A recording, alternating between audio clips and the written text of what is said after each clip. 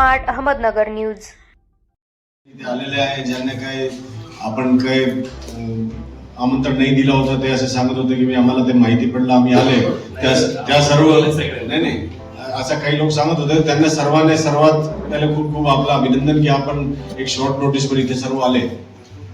आता इथे जे शांतता समितीची सदस्य आज मीटिंग मध्ये काही लोकांनी आपले मत मांडले, लेकिन आपली काय हिंदुस्थानमध्ये आपले भारतात आपले डेमोक्रेसी आहे. डेमोक्रेसीमध्ये सर्व मत असतात. मतमध्ये लोक आपले मत मांडतात, लोक त्यांचे विरोध पण करतात.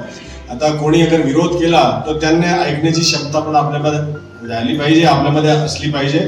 अगर कोणी विरोध केला तर विरोध पण आपण चांगली पद्धतीने ते विरोध ऐकला पाहिजे आणि त्याच्यामध्ये आपण बघितलं पाहिजे की भाई काय याच्यामध्ये विरोधचं काय कारण वगैरे आहे. आता संजय जिंते साहेब, घनश्याम बोडकेजी, अनुराधा येवले मॅडम, सुनील छेत्रेजी, उबेरजी, दिनेश जोशीजी, दिगंबरजी, शेख यासीन, सय्यद साबिर अलीजी, मोमिन खानजी, नलिनी गायकवाड मॅडम, साहेबांजी, संजय अरोराजी आणि बाकी दानिश शेखजी, सर्व लोकांनी आपापले मत मांडले. आता वेगळे वेगळे लोकांनी जे मत मांडले ते सर्व जे मत आहे किंवा ते सूचना आहे ते सर्व सूचना आम्ही लिहून घेतलेली आहे आणि त्यांच्यामध्ये आपण पुढे जे काही करता येईल त्याप्रमाणे आपण कारवाई करू. आता काही कॉमन पॉइंट्स त्याच्यामध्ये मला असं दिसले की आता सर्व जे आपले इथे लोक आहे सर्वांच्या एक जे कन्सर्न आहे ते सोशल मीडिया आहे. तो सोशल मीडियावर म्हणजे सोशल मीडियाचा प्रसार इतका झालेला आहे त्याच्यामध्ये आपण ते काय आपण त्यांना आता थांबू शकत नाही, लेकिन आपल्याला कंट्रोल केला पाहिजे. त्याच्यामध्ये आपली जिम्मेदारी खूप महत्वाची आहे.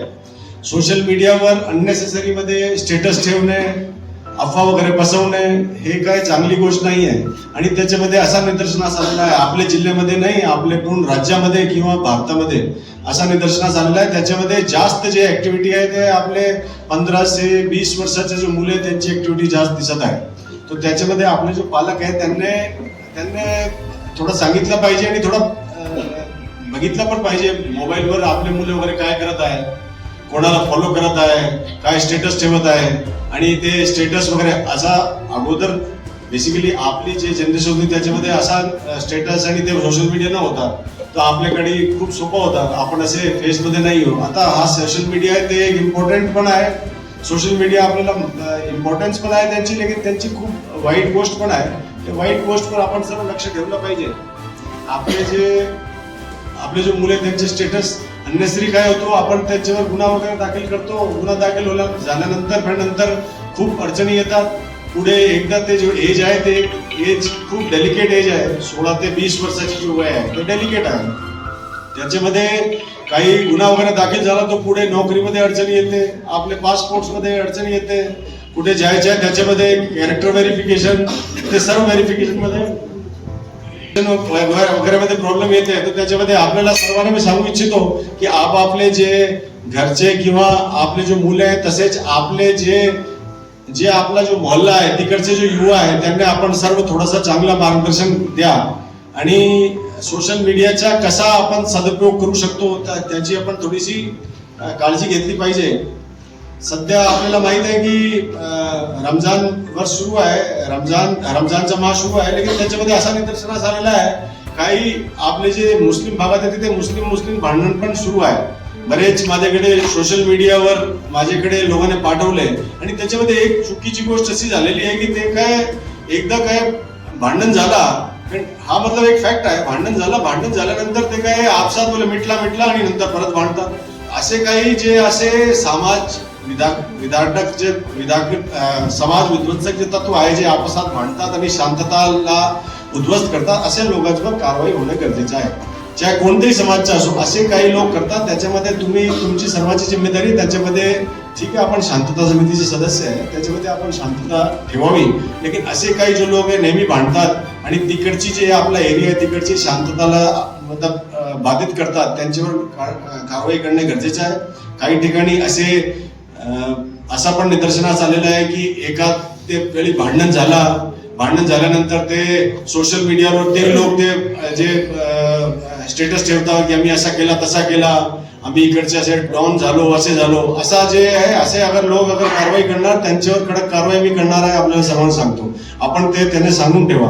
आणि काही सोशल मीडियावर असे स्टेटस ठेवणे ज्याच्यामध्ये काही लोक आपले धारदार शस्त्र वगैरे ठेवतात किंवा आणखी शस्त्र वगैरे ठेवतात, अशी कारवाई ते सर्व आमची करडी नजर खाली आहे, त्यांच्यावर आम्ही कारवाई 100% करणार आहोत. ते हे आपण सर्व लक्षात ठेवा. आपल्याला सांगू इच्छितो की जे मला काही दिसला नाही ते आता एक सांगत होते दिनेशजी की दिल्ली गुंटमध्ये काही झाला होता, लेकिन मला तर असं वाटत नाही की 3 वर्षापासून तो मी बघत आहे असा कुठेही काही कुठे झाला नाही. मी स्वतः दिल्ली गुंट जो माझा स्वतःच्या पॉईंट आहे तिथे मी नेहमी उभा राहतो, त्याच्यामध्ये काही असं काही झाला नाही. आणि कोणी अगर अशी अफवा पसरत आहे तर त्या अफवाला आपण थांबवला पाहिजे.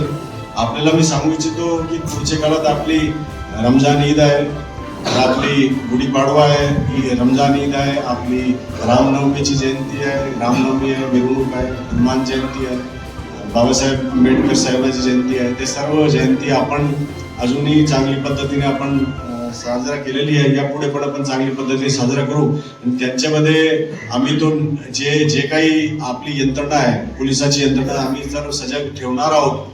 आपले जे CCTV कॅमेराज असो किंवा पार्किंगची व्यवस्था असो किंवा जे काही आहे ते सर्व आम्ही लक्ष ठेवत आहोत.